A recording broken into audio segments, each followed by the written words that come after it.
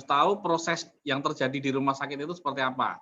Kalau rumah sakit secara ketentuan ada beberapa jenis rumah sakit. Lah nanti Anda kalau misalnya di daerah misalnya rumah sakitnya RSUD ya atau puskesmas dan sebagainya, tentu itu dia sebagai BLU dia ya, dia sebagai BLU bukan sebagai WP, berarti dia bendaharawan kan itu.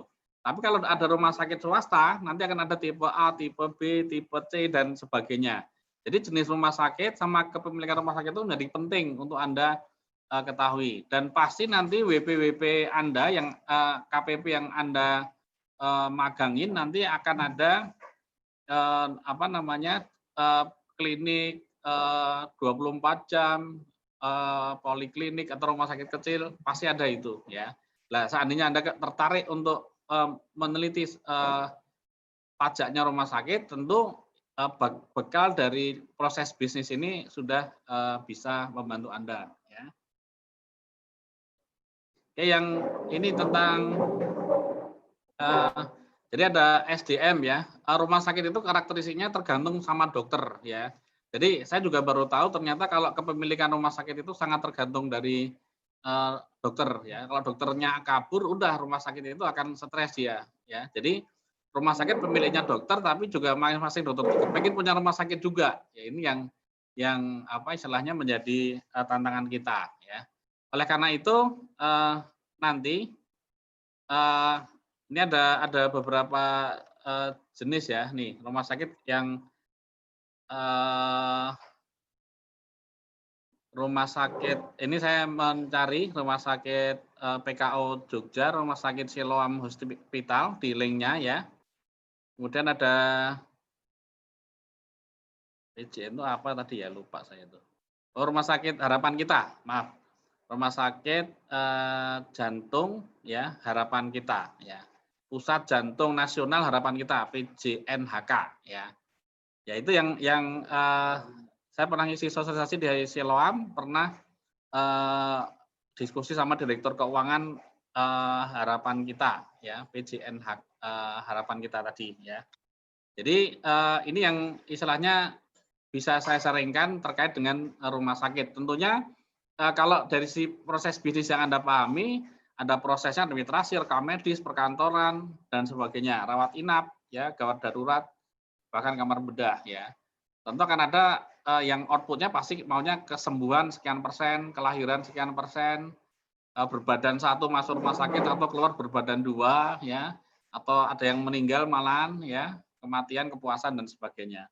Jadi kita memang untuk yang saat ini memang kalau sesuai RPS kita belum menentukan ininya pemajakannya mana ya. Harapan saya sih kita akan bermain di proses bisnis ya. Mengapa saya sampaikan RPP undang-undang yang harus Anda baca adalah karena itulah aturan mainnya.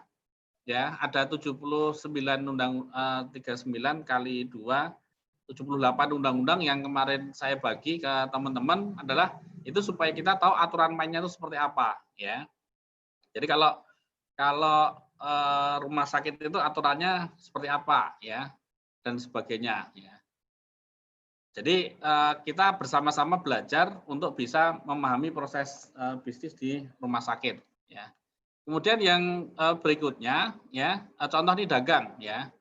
Perusahaan dagang ya. Perusahaan dagang juga akan banyak menjadi WP yang Anda pegang nanti ya di dalam bukan dipegang apa istilahnya banyak ditangani AR ya di KPP tempat Anda magang ya. Tentunya dagang itu akan kita cek ya.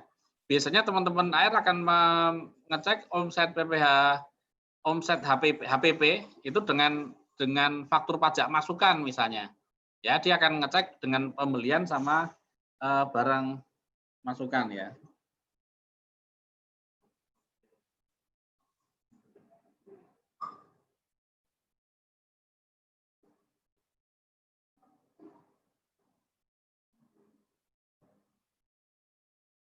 Gitu ya. Jadi dari sisi proses itu bisa ketahuan dan dari dagang ini ya yang diperdagangkan apa juga jenisnya, barang mudah rusak, beratnya seperti apa, nilai per unitnya seperti apa, ya, bergerak atau tidak bergerak barangnya, ya.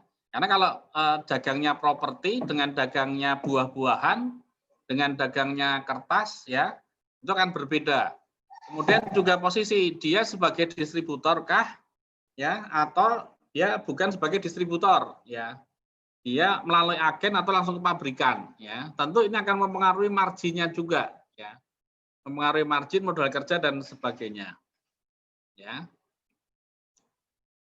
Jadi ini saya contohkan PT Dagang, ya, dan ini tentu akan mempengaruhi biasanya titik kritisnya adalah bagaimana pencatatan persediaannya, ya. Kalau ada barang rusak, treatmentnya seperti apa, ya, Bagaimana pembelian dengan barang impor, ya. Nah, termasuk ini kemarin kalau ada yang belajar tentang perdagangan. Kalau prosedur impor itu gimana sih? Kalau ada Anda saya sudah belajar kalau ada angka pengenal impor itu kenanya 2,5%, kalau tidak kenanya 7,5. Itu kenapa? Kenapa sampai ada prosedur penerbitan API itu seperti apa misalnya? Ya. Jadi termasuk izin edar, ya. Jadi kayak misalnya obat COVID itu kenapa harus lolos BPOM dulu misalnya, ya, dan sebagainya. Atau kemarin teman-teman ada yang dapat halal, ya, tentang sertifikasi halal. Nanti juga sama, kalau yang ekspor harus ada yang terutama makanan minuman itu harus ada sertifikasi halalnya. Nanti kalau yang di berikutnya yang slide untuk makanan dan minuman. Oke ya, ini proses bisnis yang ada. Untuk dagang itu bisa ke PT Perdagangan Indonesia, ya. Itu adalah WP BUMN yang merupakan merger dari beberapa perusahaan BUMN, ya. Adiniaga, kemudian Cipta Niaga dan sebagainya itu merger menjadi PT PPI Koaidini, ya. Kemudian yang untuk swasta, ya, yang saya contohkan linknya adalah untuk kayak kalau Anda lewat sebelum ke bandara yang luar Jakarta akan lihat ada gambar orang tua di sebuah gedung, ya. Jamu orang tua itu. Itu Arta Boga Cemerlang, ya. ABC, ya. Itu kalau ABC itu adalah singkatan dari Arta Boga Cemerlang, ya. Nah, itu dulu wajib pajak di Palmerah dulu. Palmerah waktu tempat saya ngantor, ya. Jadi dia trading seperti itu, ya. Kemudian ada juga yang distributor juga obat, ya. Obat-obatan ini ada ratuobat.com, ya. Nanti bisa dilihatin proses bisnisnya seperti apa. Oke, itu yang ada. Kemudian dana pensiun, ya. Dana pensiun yang seperti kita pahami bersama, ya. Ini juga salah satu wajib pajak, ya. Mungkin kalau dana pensiun nanti lihatnya hanya ada di kantor pusat saja itu, ya. Hanya ada di kantor pusat. Maksudnya dana pensiunnya ada tidak akan punya cabang. Kalau tadi perusahaan dagang, ya, dagang itu masih mungkin dia punya cabang itu. Rumah sakit juga mungkin bisa punya cabang, ya. Tapi kebanyakan sih rumah sakit itu satu. Kalau grup walaupun berbeda itu NPB-nya berbeda itu, ya. Statusnya pusat semua. Siloam Hospital A, B dan sebagainya kelihatannya secara wajib pajak dia akan A1 tuh. NPB-nya satu-satu, ya. Walaupun sama-sama Siloam misalnya. Rumah sakit Muhammadiyah juga sama, dia ininya satu-satu, ya. Itu. Oke, ya, ini untuk dana pensiun. Ini juga sama, teman-teman ada yang dapat tugas mungkin pas tenaga kerja, ya. Teman-teman juga udah belajar kalau waktu belajar PPh 21 ada pegawai, ada pemberi kerja, ya. Ada iuran atas nama pegawai, atas nama pemberi kerja juga, ya. Kemudian sama dana pensiun diinvestasikan, ya. Ke deposito, saham terbuka, obligasi dan seterusnya, ya. Nah, ini tentunya kemudian ada return yang bisa ada waktu proses SKB, ada proses waktu proses investasi itu ada SKB, surat keterangan bebas pajak dan sebagainya, sehingga ada return ke dana pensiun. Dari dana pensiun inilah kemudian laporkan SPT PPh badannya dana pensiun ya. Di SPT PPh badan tentu ada koreksi-koreksi fiskalnya ya. Ini akan dibagi, akhirnya duit itu akan masuk ya kepada pegawai. Ya, lah pegawai yang mengambil itu ada 2 kelompok ya, yang pensiunan sama yang belum pensiun tapi mengambil sekaligus. Lah ini nanti minta tolong proses bisnisnya. Ini kita belum diskusi masalah pajaknya dulu. Tapi proses bisnisnya seperti apa ya? Tentu di sini Anda harus mempelajari kembali ke dana pensiun itu seperti apa ya. Termasuk instrumen investasi dana pensiun itu bolehnya apa juga ya. Ini yang sudah saya mapping. Dana pensiun ada dana pensiun BRI, dana pensiun PLN, dana pensiun BI ya. Mungkin nanti secara proses bisnis bisa dicek ke sana ya. Kemudian untuk dealer sepeda motor. Oh ya, ini semua rata-rata nanti akan ada PDF-nya ya. PDF-nya akan saya kirim sebentar lagi ya. Untuk apa namanya? Tambahan pengetahuan PDF yang dari Direktorat Jenderal Pajak Subdit Pemeriksaan ya. Dealer sepeda motor ya, dealer sepeda motor ya. Itu termasuk PPT-nya ini ya, mohon maaf ya. Jadi kalau di industri sepeda motor itu kita akan mengetahui ada yang sifatnya importir, sifatnya jual di level akhir. Nah, ini kalau dealer berarti dia di level akhir ya. Nah, ini tentu banyak ilmu yang harus kita lakukan, kita ketahui ya. Dia nanti beli dari pabrikannya seperti apa nih ya. Ini mungkin yang lebih rumit adalah dealer sepeda motor ini ya. Nanti PPN-nya gimana dan sebagainya ya. Termasuk kalau pembeliannya tunai atau kredit, itu seperti apa mekanismenya ya. Yang kita lihat sekali lagi proses bisnisnya ya. Jadi kalau Anda lihat WPWP dealer sepeda motor itu biasanya satu paket itu, ada servis, ada jual motor baru juga ya. Ini tentu dengan kita tahu ya proses bisnisnya seperti apa. Pernah ada kasus dulu mau beli cash aja malah susah itu di dealer sepeda motor ya. Jadi mereka lebih semangat kalau kita membelinya secara kredit. Aneh juga gitu ya. Ya, jadi termasuk mereka juga apakah menjual spare part. Spare part-nya itu yang boleh seperti apa ya. Sering kalau kita servis motor ada yang ditawarin spare part yang palsu atau KW atau apalah istilahnya itu. Itu ya itu jadi tantangan kita untuk mengecek proses bisnis yang dilakukan ya. Jadi kalau dealer sepeda motor ya, mungkin kita akan lihat Astra Honda sama Yamaha Motor sama Probike Motor ya. Net ini trading aja dia, perdagangan ya, itu. Untuk kita lihat sebagai proses bisnisnya. Ini kita melihatnya dari sisi ini ya, sebagai penjual akhir ya. Dealer akhir atau dealer nomor 2 juga nggak apa-apa ya. Tapi ini sebagai dealer yang menjual di akhir, bukan industrinya ya. Kemudian industri makanan ya. Nah, ini industri makanan ya. Kalau dari sisi kantor pelayanan pajak itu biasanya industri itu hanya ada di KPP yang tertentu ya, tertentu ya. Dan ini biasanya kalau ada industri gede itu. Dulu saya di KPP Pulau Gadung itu kawasan industri itu banyak banget itu ya. Banyak sekali kawasan industri ya. Nah itu dia tentu kalau kawasan industri itu akan banyak tempat ya, akan banyak tempat yang dia harus punya fisik tempat itu ya. Ini kita juga belum membahas terkait dengan bagaimana untuk kawasan ekonomi khusus ya. Ini kan masih yang umum saja nih ya. Kalau kawasan ekonomi khusus tentu akan ada treatment yang lain lagi. Jadi kita anggap ini industri makanan ini dia ada di lokasi yang biasa saja, tidak ada perlakuan atau dia di kawasan industri nggak apa-apa, tapi belum di kawasan ekonomi khusus. Kalau kawasan ekonomi khusus seperti yang kemarin ada yang bikin tugas, bikin apa namanya?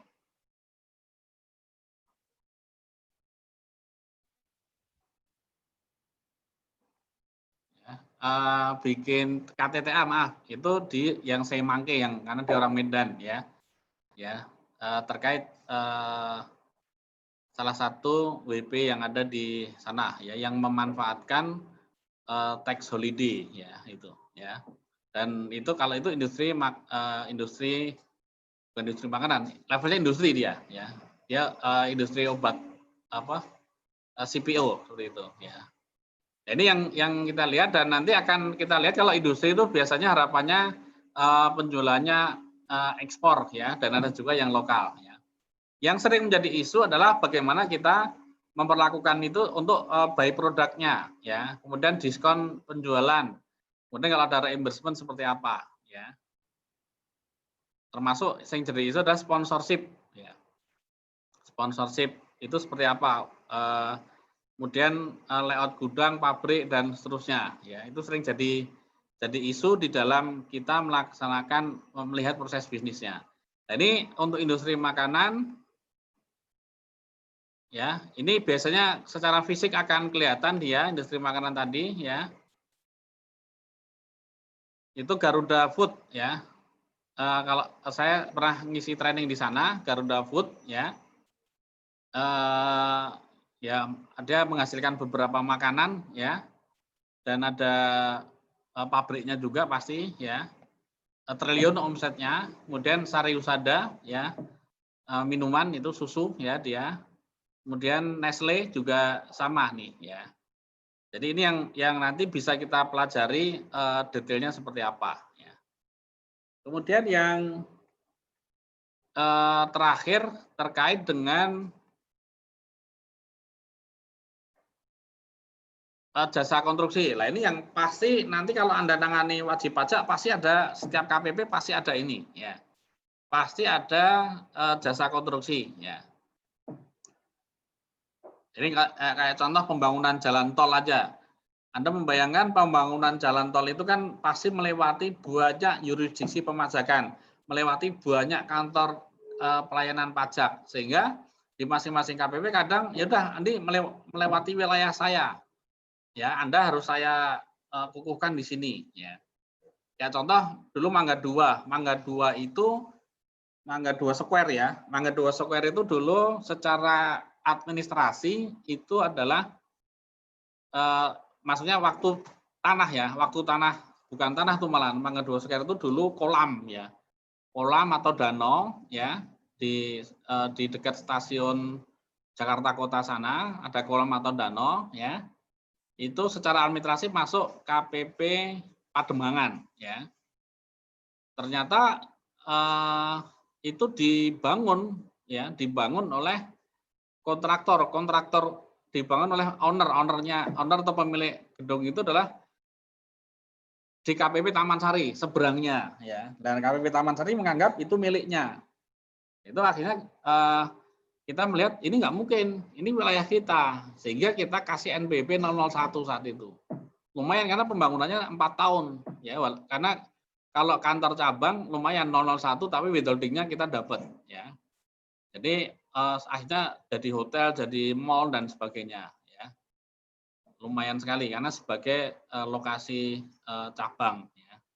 Nah, ini juga isu di jasa konstruksi pasti banyak sekali, entah jasa konstruksinya kecil, jasa konstruksinya besar. Jadi nanti Anda akan bisa tahu level-level jasa konstruksi, ada grade 1, 2, 3, 4, 5, 6, 7 ya. Ya, jadi ada jasa konstruksi yang kecil-kecil. Ini yang mau kita perdalam ya. Boleh nggak sih izin jasa konstruksi itu perorangan? Kalau boleh harus ada berapa insinyur sih? Harus ada berapa yang orang sertifikasi sih? Ya, seperti itu ya. Jadi ini yang grade-grade ini yang perlu kita perdalam. Harus terdaftar di asosiasi mana sih ya? Kalau nggak salah banyak sekali asosiasi yang terlibat di sini ya. Oke, kemudian kalau biasanya joint operation juga dimungkinkan ya. Jadi misalnya membangun apa ya kemarin ya, jalan raya, bukan jalan ya, banjir kanal ya, banjir kanal barat ya di daerah Cengkareng sana. Itu kerjasama antara 2 BUMN. Maka dia membentuk JO tuh. Ya. Ya, jadi ini yang kejadian-kejadian ini yang nanti akan sering kita kita amati, kita ketahui, ya. Sehingga inilah yang akan jadi proses bisnis yang harus kita ketahui, ya. Sehingga kita akan makin memperkaya pemahaman kita. Nah, ini untuk jasa konstruksi lumayan banyak yang bisa kita pahami, ya. Kita bisa ikut ke PT Pembangunan Perumahan, Tripatra, atau Adimix. Ini contoh-contohnya aja. Mungkin selain ini ada yang Waskita Karya dan sebagainya. Itu dari saya. Ada komentar?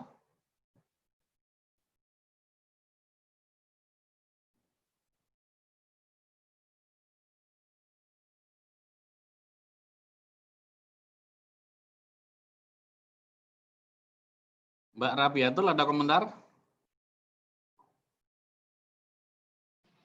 Belum ada, Pak. Belum ada. Ada yang nggak paham kah?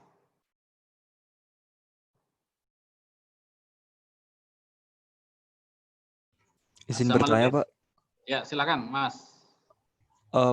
Ini kan tadi banyak banget ya, Pak, dari rumah sakit, dagang, dana pensiun. Nah, dari itu semua kan kita perlu meninjau lebih jauh, Pak, tentang proses bisnisnya.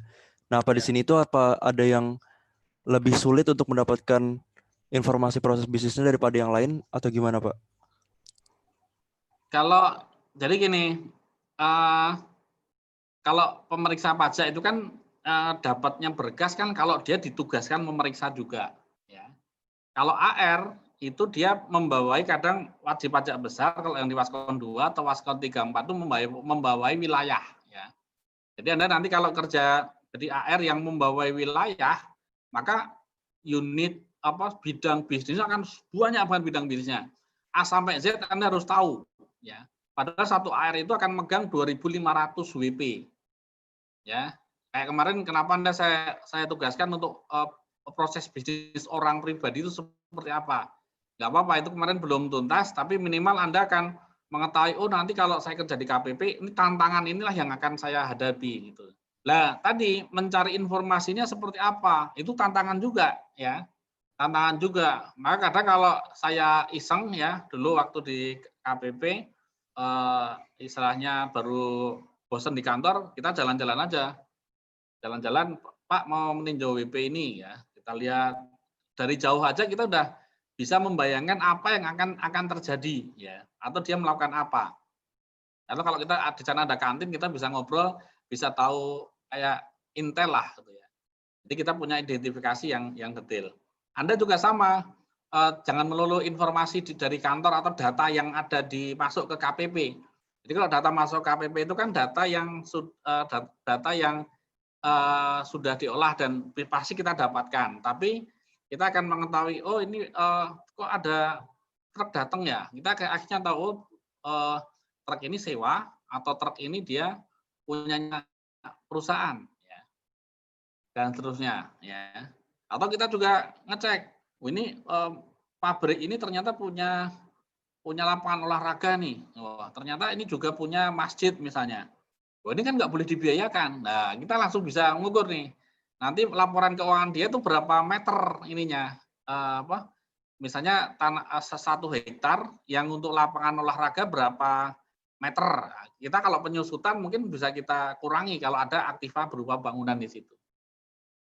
Ya, jadi memang harus pinter-pinter kita untuk mencari identifikasi setiap wajib pajak tadi. Kayak dulu ada Arta Boga Cemerlang itu ya, saya cek, ini saya ke sana ke gudang, loh ada rongsokan. Ini rongsokannya kemana? Kalau nanya petugas akuntansinya pasti nggak dijawab. Tapi sama ini, iya Pak kita jual Pak gini-gini setiap minggu sekian ton. Wah udah dapat info saya. Tinggal kita cek di laporan keuangannya. Oh ternyata ini belum dilaporkan ternyata. Udah nggak tahu, saya nggak tahu itu yang ngomong itu didamprat atau nggak tahu saya. Gitu. Silakan ada komentar lain? Izin bertanya, Pak. Ya. Pak, misalnya entitas, misalnya PT Dagang nih Pak, entitas ini besar, kemudian memiliki banyak anak perusahaan gitu.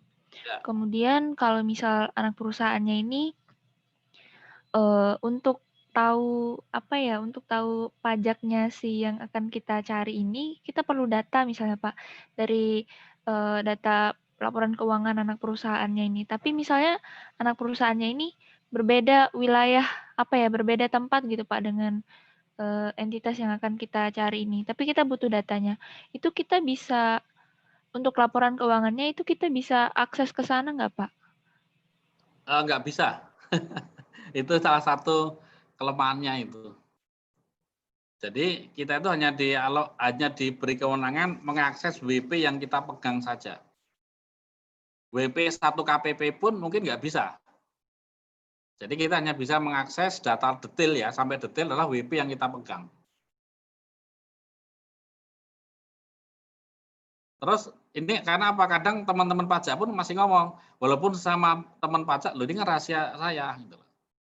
Rahasia jabatan juga ada yang kayak gitu, ya. Walaupun secara regulasi bukan nggak menjadi masalah. Ada yang masih mempermasalahkan tentang kerahasiaan jabatan. Jadi ada yang mengatakan rahasia WP itu nggak boleh diungkap dan sebagainya.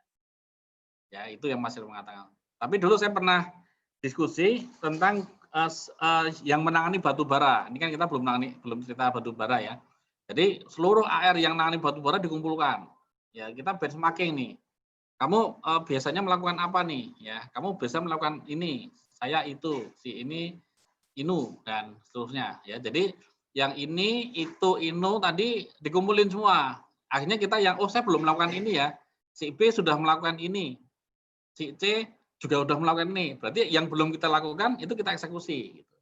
Tapi tadi data detailnya juga disajikan. Tapi kalau kita mau akses password dan sebagainya itu biasanya tidak diperbolehkan. Tapi kalau data secara teman dan sebagainya di grup WA terkait dengan per jenis industri itu sangat mungkin. Itu ya, Mbak. Oh, baik Pak, terima kasih Pak.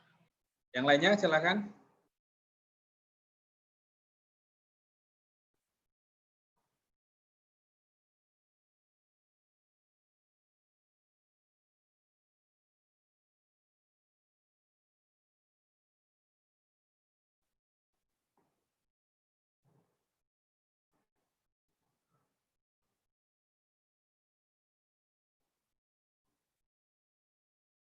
Mas Reza ada pertanyaan?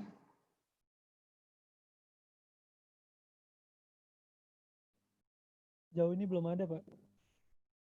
Cukup paham kah? Lumayan, Pak. Ya. Kalau paham, aku ganti yang nanya loh. Izin bertanya, Pak. Ya, silakan, Mas. Tadi yang di bagian rumah sakit, tadi ada saya lihat di ini. Yang di nomor 4 ini, Pak, karakteristik rumah sakit dibanding dengan bisnis lain. Ini maksudnya gimana, Pak? Dengan bisnis lain ini maksudnya karakteristik yang bagaimana? Saya kurang paham maksudnya, Pak. Jadi rumah sakit itu kan kayak semi sosial ya, ada yang semi sosial, ada yang memang bisnis ya. Jadi kayak PT ya, PT Pelni. Ya, itu kalau udah bentuknya PT ya sudah berarti atas labanya dikenakan pajak ya. Makanya kalau yang RSUD itu dia pasti dia bukan subjek pajak kalau RSUD ya. Nah ini yang kadang masih menjadi ambigu juga ya. Jadi ada beberapa yang kalau bentuknya BLU udah nggak masalah ya, dikasih kewenangan, dia dikasih kewenangan. Tapi ada BLU daerah, ada BLU pusat ya. Jadi kayak Rumah Sakit Sarjito. Nah itu apa itu? Itu Rumah Sakit Sarjito itu dia BLU dia. Ya, Rumah Sakit PKO dia swasta. Ya atas labanya kena pajak itu. Beda dengan perguruan sekolah ya. Kalau sekolah perguruan tinggi itu kan dia memang untuk pendidikan dan atas labanya kalau ada nggak dikenakan pajak selama 4 tahun ya. Jadi kita harus tahu karakteristiknya bisnis tadi ini sosial tapi ada juga pelakuan bisnisnya ya. Kalau di yayasan misalnya, yayasan A, kalau yayasan kan enggak, kalau yayasan itu sebetulnya konsepnya adalah dia itu ada duit, ada orang kayak Cristiano Ronaldo itu dia punya duit, maka duitnya dimasukin yayasan untuk disumbangkan ya. Ya kalau di kita kan kadang yayasannya dipakai untuk bisnis, itu yang sering kali salah ya. Biasanya dipakai untuk bisnis. Ya itu yang terjadi di kita. Ya, jadi ciri-ciri rumah sakit itu apa? Ya, itu tadi. Ya, dia kadang sosial, kadang semi bisnis. Dan ini tentunya kalau di karakteristik rumah sakit kita akan tahunya di definisi berarti. Ya. Jadi kalau kita membuat regulasi, mau mengetahui sebuah subjek yang kita atur, kita harus paham dulu ini subjeknya itu apa. Ya, definisi rumah sakit itu apa. Ya. Tadi salah satu undang-undang yang kita bahas ada undang-undang terkait dengan pendidikan kedokteran. Pendidikan kedokteran itu ya, itu pendidikan kedokteran ya. Jadi ternyata ada juga dokter sama dosen, teman karena kok dia dosen di hanya di rumah sakit di rumah sakit pendidikan dokter. Saya juga bingung tuh kok beda ya. Ini berarti kenapa beda itu pasti ada regulasinya, gitu aja yang saya bisa pahami. Ini mungkin pertanyaan nomor 4 ini akan sama juga dengan nomor 1 ya. Jadi ABC itu biasanya akan dibandingkan dengan kapasitas tempat tidur sama jenis penyakit atau jenis dokter yang bisa ada di sana. Kalau D itu cukup dokter umum sama dokter gigi misalnya. Kalau C dia bisa ada dokter penyakit dalamnya misalnya. Sama bednya di atas 250 kalau nggak salah C. Kalau D di atas 50 tempat tidur. Kalau B sekian-sekian dan sebagainya. Yang A sekian-sekian misalnya. Jadi ada pengaturan itu untuk kita tahu. Dan akhirnya kita tahu kalau Anda mau meriksa. Oh, kalau kita meriksa rumah sakit tipe D, oh berarti dia